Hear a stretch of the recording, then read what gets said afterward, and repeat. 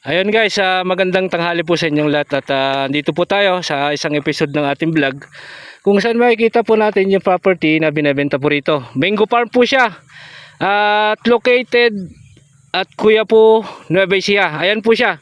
Ito po yun kung nakikita nyo yung Mango Farm na yan. Ayan.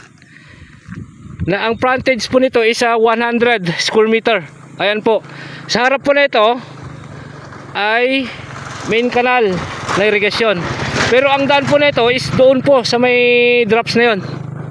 Yan, mapakita ko po. Yun po yung daanan niya. Pag ganun po siya, papasok po dito sa may property. Yun po yun, yung daanan niya. Pero ang frontage po nito dito sa may daan is 100.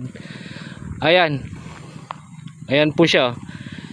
Na ang mangga po nito ay 200 more or less po na malalaking mangga. Ayan po siya, mga may bunga po. Ayan, napakaganda yung property.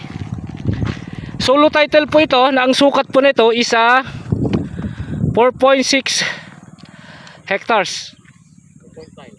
4.9 daw dati, pero nakuha na natin ng ano eh, ng irigasyon. Kaya niles nila dito.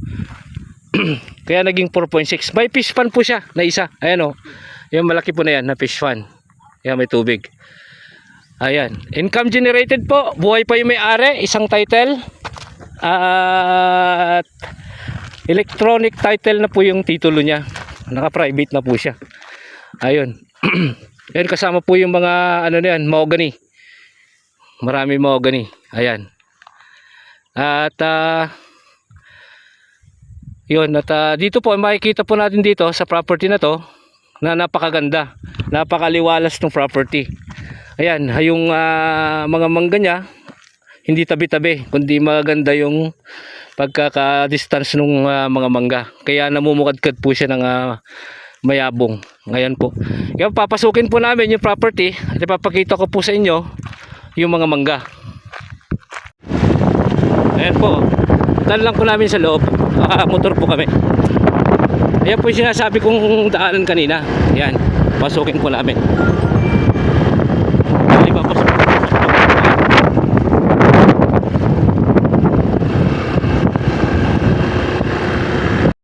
Ayun guys, dito na po tayo sa loob.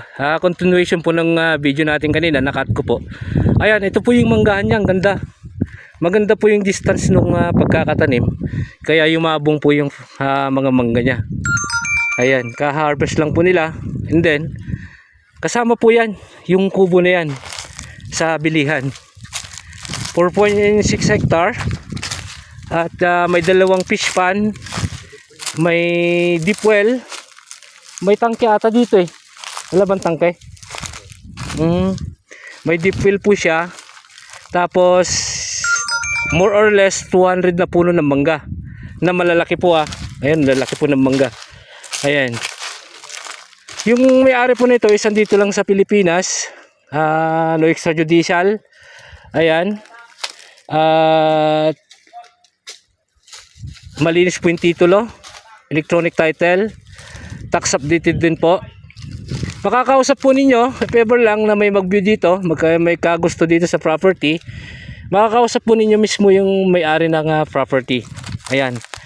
4.6 hectares lang, presyo po nito is 230 per square meter. 230 per square meter po yung price niya. Napakamura po. Pwede nyo pong tawaran. I-direct ko po kayo dun sa may-ari. At kayo na po mag-usap. Ayan. Malinis po yung titulo nito. Dito lang po sa Quiapo, Nueva Ecija. Ayan. Maraming salamat po. Until my next video, Mr. Excitement Vlog. Salamat po.